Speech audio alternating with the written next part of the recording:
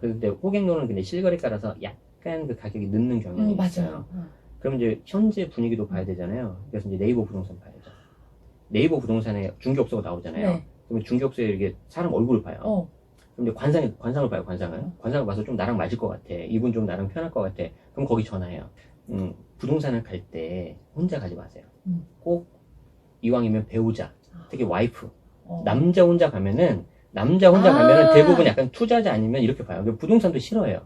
왜냐하면 자기 다 힘만 빼고 정보 다 알려줬는데 나한테 거래를 안 해. 싫거든요. 그래서 이왕이면 배우자 같이 가면 좋고, 제일 좋은 게 아이 데려가는 게 제일 좋아요. 그냥 끝나. 제가 그거를 어떤 기준으로 전화를 하냐면은, 자, 내가 가용할 수 있는 현금하고 네. 대출 LTV 40%를 받는데, 네. 그때 나가는 원금하고 이자가 네. 내가 들어오는 수입의 50이 안 나오면, 50%가 안 나오면. 50%가 안 나오면.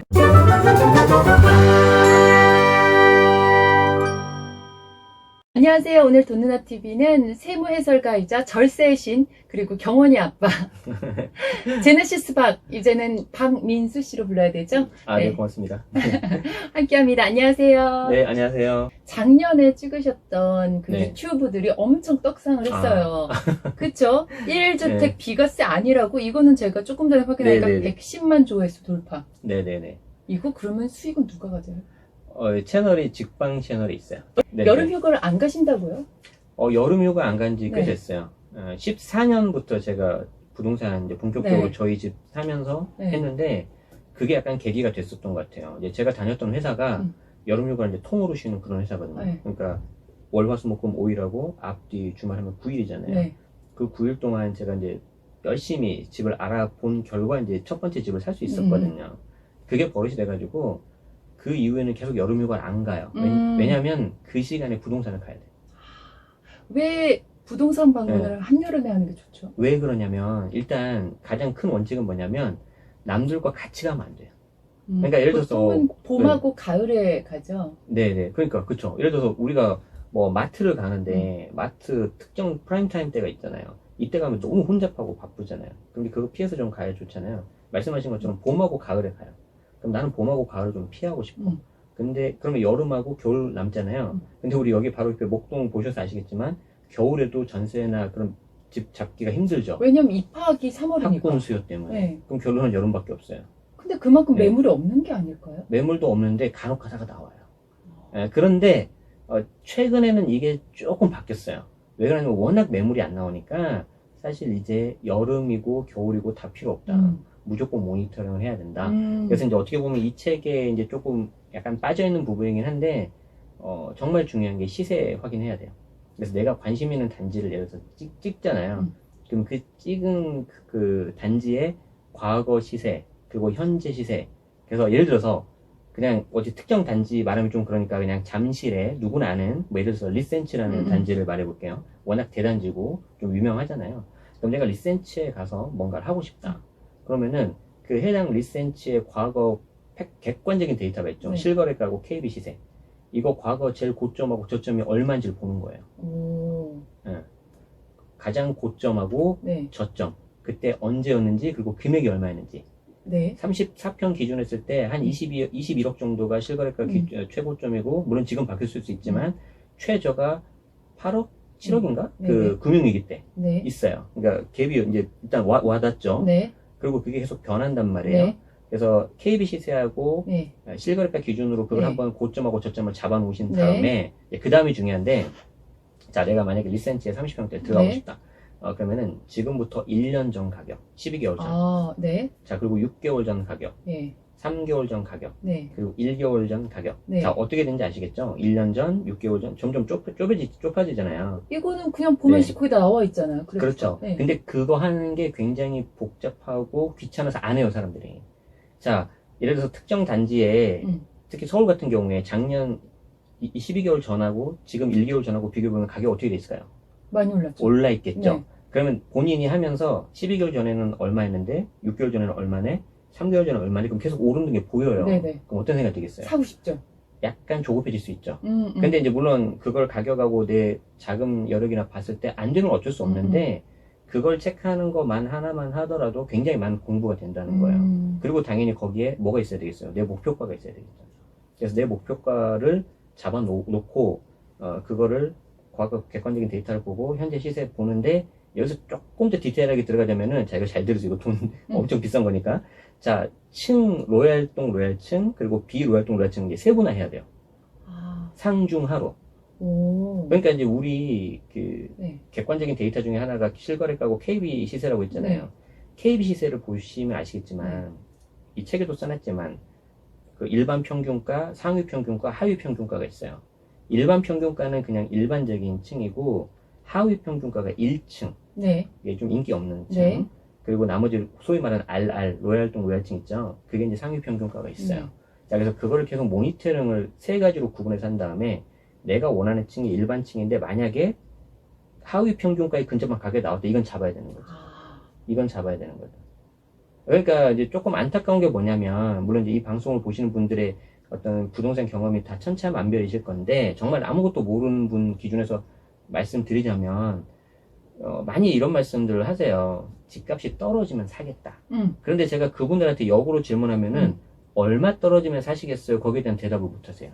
그러니까 본인만의 기준이 없다는 거예요. 그러니까 최저값을 잡는 건 불가능하다. 그렇죠. 네. 그러니까 이제 첫 번째가 본인만의 기준이 좀 죄송하지만 없다. 가령 예를 들어서 한 10억 정도 하는데 20% 떨어지면 8억이면 내가 사겠다. 거기에 대한 기준이 없으시고. 그 기준이 아니면 터무니없던지. 그쵸. 네. 그리고 터무니없던지. 그리고 더 하는 게 뭐냐면은 죄송하지만 경험이 없으신 분들이 입장에서 볼 때 만약에 정말 8억이 됐어요. 내 목표가를 8억이 됐을 때 잡으려고 하잖아요. 근데 여기에 대해 확신이 없어요. 왜? 더 떨어질 것 같거든요. 우리 주식도 마찬가지잖아요. 그렇기 때문에 좀 전에 말한 시세 조사를 엄청 잘 하셔야 돼요. 그래서 내가 과거 고점, 저점을 머릿속에 집어넣고 12개월 전, 6개월 전, 3개월 전, 1개월 전 딱 보면은 흐름이 보이잖아요. 근데 얘가 갑자기 내가 원하는 가격의 20%에 떨어져서 나왔다? 근데 내가 대출 받고 내 자금 능력으로 충분히 된다? 안 살 이유가 뭘까? 대부분은 겁이 많아서 아니면은 더 떨어질 것 같으니까. 근데 더 떨어지는 거를 잡는다는 건 제가 봤을 때 불가능하고요. 대부분은 이제 실거주 알아보시는 분들은 최소 5년, 10년 사실 거잖아요. 그러면 이제 5년, 10년 후에 이게 가격 변동이 돼서 이렇게 갈 건데 중간에 내려갈 수도 있고 올라갈 수도 있잖아요. 네. 이 내려갔을 때 가장 적은 점을 잡고 싶은 거죠. 근데 이건 제가 봤을 때 불가능해요. 못 잡아요. 아무리 그 어떤 뛰어난 투자자를 하더라도. 근데 가끔 요 네네. 12개월, 6개월, 3개월 내가 분석을 잘해도 네네. 중간중간 정부 네. 대책이 뻥뻥 터지잖아요. 그렇죠. 그러니까 이건 예측이 불가능한 거 아닌가요? 그래도 모니터링을 계속 해야죠. 그리고 지금은 사실 너무 규제가 많이 나와서 정말 좀 제가 봐도 정말 힘들 것 같아요. 차라리 저 같은 사람이나 해보신 분들은 경험이라도 있거든요. 그러니까 어떻게든 대응을 하는데 정말 사실 지금 내 집 마련하시는 분들이 정말 상실감이 정말 크거든요. 그게 기점이 6.17 대책이었어요. 최근에 나온 게 대출도 막혀가지고 그런 분들한테는 정말 그 좀 위로의 말씀을 좀 드리고 싶긴 한데 그래도 계속해서 보는 수밖에 없어요. 왜냐하면 본인 재산은 본인이 지킬 수밖에 없는 거예요. 그리고 똑같은 상황에서 어떤 사람은 선택을 하잖아요. 어떤 사람은 매수하는 선택, 어떠한 사람은 그냥 가만히 있는 선택, 어떤 사람은 매도하는 선택. 근데 거기에 대한 그 본인 행위에 대해서 나중에 이제 지나고 나서 내가 유리한 걸로만 한다는 거는 조금 아쉬워요. 네. 방금 한 아파트를 가지고 이제 장기적으로 이렇게 구간별로 해서 네. 보라고 하셨는데 아 맞다. 이거 죄송해요. 말씀 안 드렸어요. 지금 최근에 규제가 너무 많이 나와서 그렇지 한 1, 2년 전만 했을 땐 좀 굵직굵직한 게 얼마 만에 한 번씩 나왔잖아요. 정말 그 간절하신 분들은 어떤 걸 노리셨냐면은 규제가 나올 걸 기다렸어요. 그럼 규제가 나오면은 살짝 움츠러들잖아요. 그리고 그 중에 다주택자들 중에 일부러 좀 던진 사람이 있잖아요. 그거 주우신 분이 있어요. 근데 이제 그 용도는 투자용이 아니었고 제 주변에는 거의 80%는 실거주였어요. 사실 6월 30일 전까지도 그런 물건들이 꽤 있었잖아요. 맞아요. 소위 말하는 절세 매물. 그런 게 있기 때문에 그런 매물이 있기 때문에 계속 좀 보셔야 돼요. 그래서 아까 말한 그 대단지 있잖아요. 그 대단지도 올해 특히 5월 정도에 4월 정도에는 매물이 좀 나왔었어요. 아깝죠. 대단지일수록 그런 것들이 이제 몇 개씩 아무래도 확률이 높잖아요. 네. 쉽게 말해서 공인중개사 사무실이 거기가 많잖아요. 뭐라도 좀 거래할 수 있으니까. 그러면 이렇게 상중하로 보시면서 네. 이런 물건들이 이제 소식을 받으려면 네네. 그 부동산을 다 발품 팔아야 되나요? 이거는 어떤 식으로 이제 해요? 두 가지를 하셔야 되는데, 요즘에는 워낙 이 스마트폰이 잘 돼 있잖아요. 스마트하게 하셔야죠. 어디 보세요, 그러면? 저는 이제 실거래가 기반은 호갱노노. 호갱노노 같은 경우에는 이 책에도 썼지만, 네. 무료이면서 저희한테 줄 수 있는 데이터가 굉장히 많아요. 그쵸. 그리고 뭐 공급량이라던가 인구 변화라던가 뭐 심지어 어느 지역에서 어디로 이렇게 많이 가는지 그것도 알 수 있어요. 호갱노는 저는 갭, 예, 예, 예. 여긴 갭, 내가 만약에 맞아요. 3억으로 갈 수 있는 갭으로 맞아요. 할 수 있는 거 그럼 딱 나와요. 맞아요. 그러니까 정말 막 하다 보면은 시간을 주고, 근데 호갱노는 근데 실거래가라서 약간 그 가격이 늦는 경향이 있어요. 맞아요. 그럼 이제 현재 분위기도 봐야 되잖아요. 그래서 이제 네이버 부동산 봐야죠. 두 가지는 보셔야죠. 네. 그래서 예를 들어서 어떤 A라는 단지를 내가 관심 단지로 별표를 누르고 거기에 대해서 몇 평에 실거래가 알림을 딱 하잖아요. 호갱노노하고 네이버. 그럼 둘 다 알림이 와요. 그리고 이제 더 적극적으로 하실 분들은 그 해당 단지 주변에는 부동산을 가는 거죠. 부동산이 엄청 많잖아요. 네. 그거는 뭐 어쩔 수 없어요. 다 갈 수 없고, 소위 말해서 저는 어떻게 했냐면은 네이버 부동산에 중개업소가 나오잖아요. 네. 그러면 중개업소에 이렇게 사람 얼굴을 봐요. 그럼 이제 관상을 봐요, 관상을. 관상을 봐서 좀 나랑 맞을 것 같아. 이분 좀 나랑 편할 것 같아. 그럼 거기 전화해요. 왜냐면 제가 13년 동안 회사 근무하면서 인사업했거든요. 네, 제가 사람 뽑고 뭐 그런 거 있었어요. 근데 이게 또 이게 도움이 되더라고요. 근데 대표 네. 얼굴 달아놓고 밑에 네. 직원이 일할 때도 있죠. 뭐 그래도. 네. 그래서 이제 그렇게 전화한 다음에 그렇게 해서 끝내면 안 돼요. 한번 가야 돼요. 그렇게 해서 눈도장을 한번 찍어 놔야 정말 좋은 물건이 나왔을 때 연락이 오고, 그리고 더 중요한 거 뭐냐면은, 이건 팁인데, 부동산을 갈 때 혼자 가지 마세요. 꼭 이왕이면 배우자, 특히 와이프, 남자 혼자 가면은 대부분 약간 투자자 아니면 이렇게 봐요. 부동산도 싫어해요. 왜냐면 자기 다 힘만 빼고 정보 다 알려줬는데 나한테 거래를 안 해. 싫거든요. 그래서 이왕이면 배우자 같이 가면 좋고, 제일 좋은 게 아이 데려가는 게 제일 좋아요. 그냥 끝나. 여기 세 분 있잖아요. 아니, 저는 정말 네. 저희한테 미안한 게, 네네. 저희는 애가 셋이니까 어쩔 수 없이 네. 한 명이나는 네네네. 데려갔었어요. 이 네네. 코로나 와중에도 애를 네네. 데려가니까 애한테 너무 미안한 거죠. 네네네. 그러면서 막 그 부동산 안에서 기저귀 갈고. 네네.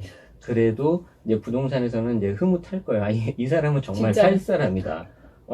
그렇기 때문에 굉장히 좋아하는데, 이제 말씀하신 것처럼 생각해보니까 좀 코로나가 좀 그렇죠.